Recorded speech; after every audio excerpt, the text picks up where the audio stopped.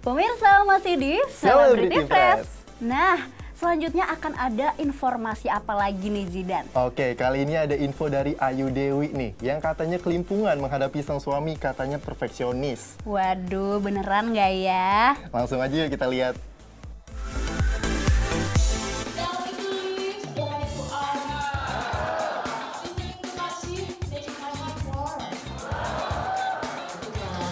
Siapa sih yang nggak kenal dengan presenter kondang satu ini? Selain selalu tampil energik, Ayu Dewi juga selalu tampil kocak loh Besti dalam setiap kesempatan. Yang bikin netizen makin kagum nih Besti, kesabaran Ibu Ayu ini loh, the best deh pokoknya. Apalagi saat menghadapi isu prahara rumah tangganya kemarin.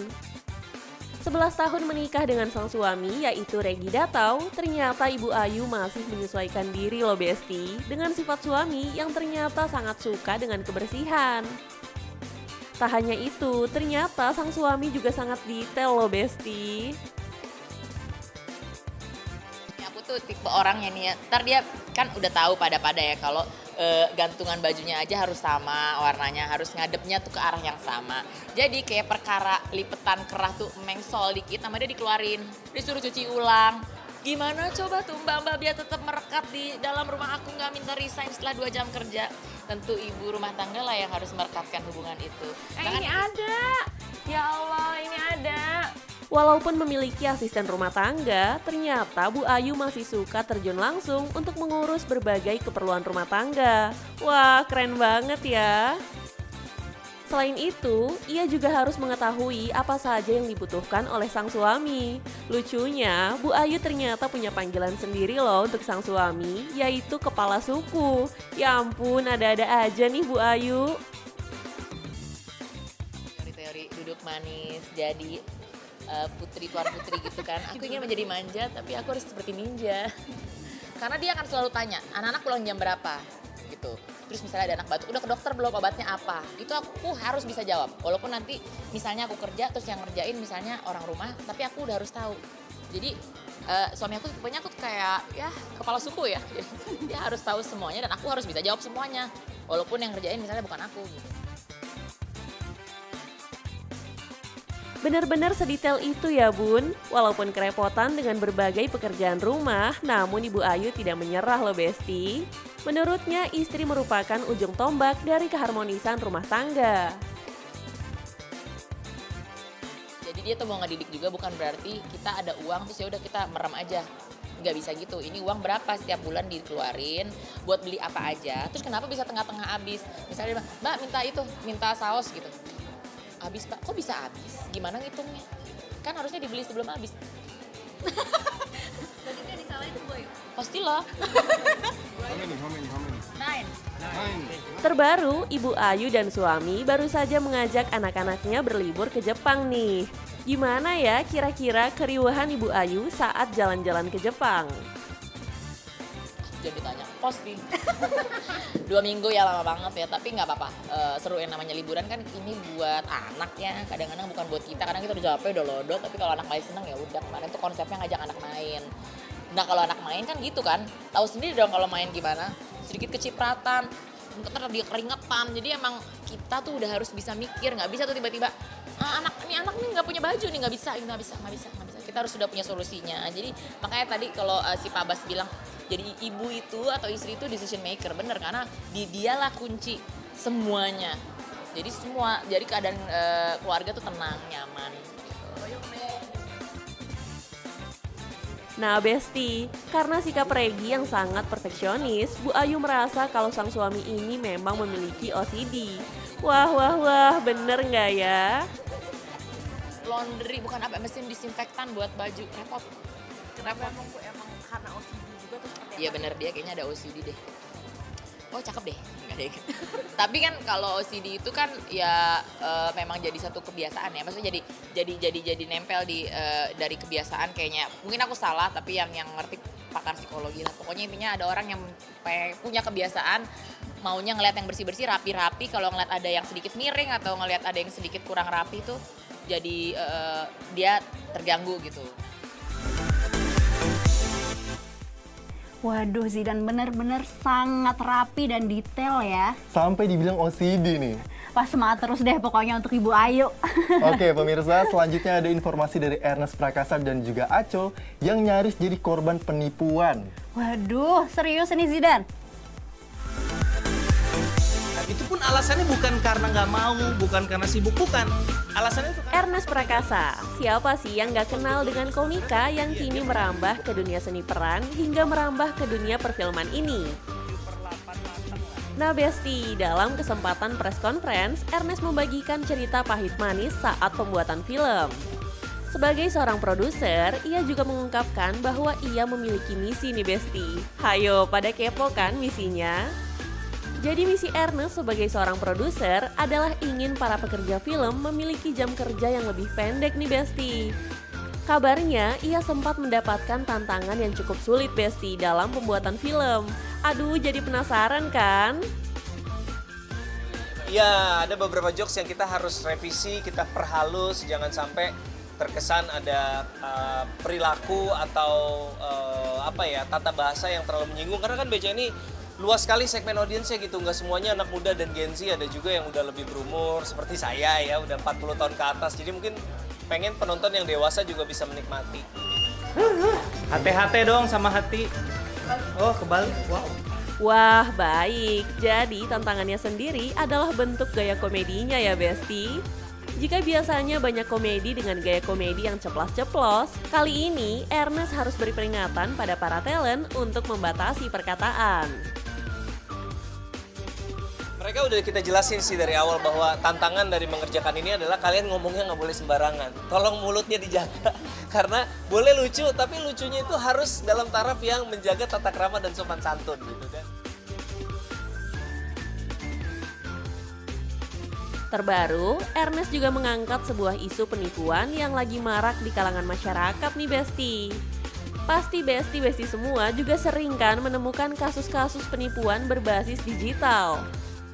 Ternyata Babang Ernest sendiri juga pernah loh hampir menjadi korban penipuan karena keteledorannya nih.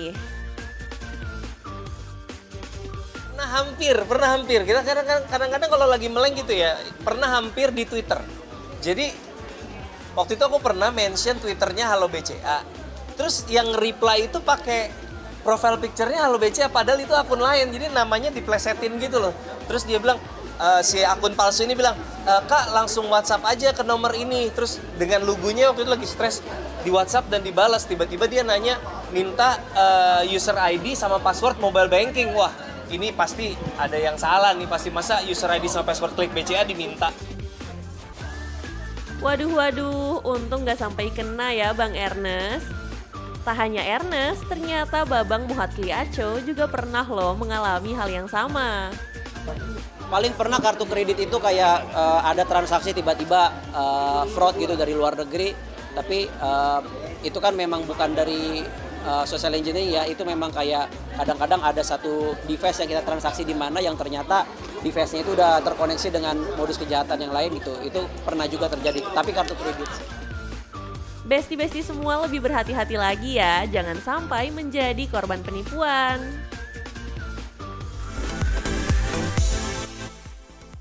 Waduh, emang zaman sekarang banyak banget nih Zidan modus-modus penipuan yang ada di sosial media. Nah, untuk pemirsa nih yang di rumah, pokoknya jangan sampai kena penipuan seperti itu, harus benar-benar berhati-hati ya. Apalagi di sosial media nih kayak WhatsApp. Dan kebanyakan yang kena ini ibu-ibu. Nah, benar banget. Iya, jadi harus tetap waspada. Nah, selanjutnya nih pemirsa ada informasi dari Michelle, anak Pinkan Mambo yang kemarin lagi Cukup menggemparkan. Yang kemarin lagi ada informasi terkait pelecehan yang dilakukan oleh ayah tirinya. Waduh, kabarnya juga nih kan, Michelle juga mengungkapkan kalau sang mama yaitu Pinkan Mambo nggak memberi pembelaan. Dan akhirnya di sini Pinkan Mambo buka suara nih. Reaksi aku nangis karena mikirnya kenapa mami gak percaya sampai sekarang pun. tidak seperti yang Michelle bilang kalau aku ibu yang tidak baik. Besti, baru-baru ini jagat maya dihebohkan dengan adanya kabar dari Michelle, anak dari Pinkan Mambo yang dilecehkan oleh ayah tirinya. Waduh, bener nggak nih Besti? Pelecehan tersebut ternyata sudah terjadi dari tahun 2018 loh Besti. Namun kasus tersebut baru di-up ke media. Dan untuk saat ini pelaku sudah mendekam di jeruji besi. Ya kan itu terjadi di tahun 2018 sampai 2021. Parahnya nih Besti, menurut pengakuan Michelle, sang mama yaitu Pinkan Mambo terkesan tidak bertanggung jawab dan tidak membela Michelle saat ia mendapatkan perlakuan tersebut dari sang pelaku. Wah, masa sih? Namun dalam klarifikasinya, Pinkan mengaku tidak mengetahui pasti kejadian tersebut, Besti. Karena pada saat itu, Pinkan sedang sibuk bekerja demi menghidupi anak-anaknya. Suami saya udah dihukum itu atas saya bela Michelle di pengadilan gitu. Wah, sangat berbeda ya Bun. Kalau menurut Pinkan, ia telah membela Michelle mati-matian loh, hingga akhirnya sang suami harus mendekam di penjara. Pinkan juga mengungkapkan bahwa ia merasa dirugikan dengan tudingan tersebut.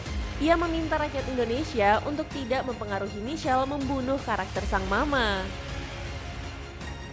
Ini karena selama dia di dalam, saya 3 tahun membesarkan anak 5. Anak saya bukan Michelle aja. Ini kan tolong masyarakat Indonesia jangan Michelle membuat masyarakat Indonesia membunuh karakter saya. Jangan menghakimi saya dong. Saya ini udah susah. Tak hanya itu ya Besti, Pinkan juga menyebutkan kalau Michelle menceritakan semuanya kepada sang mama setelah 1 tahun kejadian. Waduh, sebagai seorang ibu, Mbak Pinkan udah pasti shock banget ya Besti. Tapi udah setahun, aku bilang kenapa baru setahun. Dan itu udah berkali-kali. Intinya kesel lah seorang mama kenapa baru bilang. Ya udah. Terus setelah saya udah tahu itu, hancurlah saya. Ibu mana si Besti yang terima anaknya dilecehkan? Begitupun dengan Mbak Pinkan. Saking marah dan kecewanya, Mbak Pinkan sampai mengusir sang suami loh dari rumahnya. Bahkan menurut Mbak Pinkan, saat di pengadilan Mbak Pinkan juga membela Michelle mati-matian nih Besti. Gak mungkin anak 4-nya ini tetap makan dengan baik, sekolah dengan baik, semuanya dengan baik. Sudah pasti hancur dan kecewa banget ya Besti. Apalagi Michelle adalah darah daging Mbak Pinkan yang ia susui dan besarkan dengan penuh perjuangan. Jadi intinya kecewa banget sama Michelle. Itu saya yang susuin dan waktu saya besarin itu dengan penuh perjuangan dan saya membesarkan banyak anak. Itu saya nggak pernah tidur loh teman-teman. Saya tuh jualan sampai malam. Kalian tahu lihat sendirilah saya selalu ada jualan baju. Waduh, jadi kalau menurut Mbak Pinkan sendiri emang nggak mungkin nggak dibelain ya Zidan, karena emang si Michelle ini adalah anak kandungnya sendiri. Iya, dan juga naluri seorang ibu juga nggak mungkin dong mendiamin anaknya kayak gitu aja. Bener banget. Oke, pemirsa jangan kemana-mana karena setelah ini akan ada informasi dari Catherine Wilson, jadi tetap di Celebrity Press.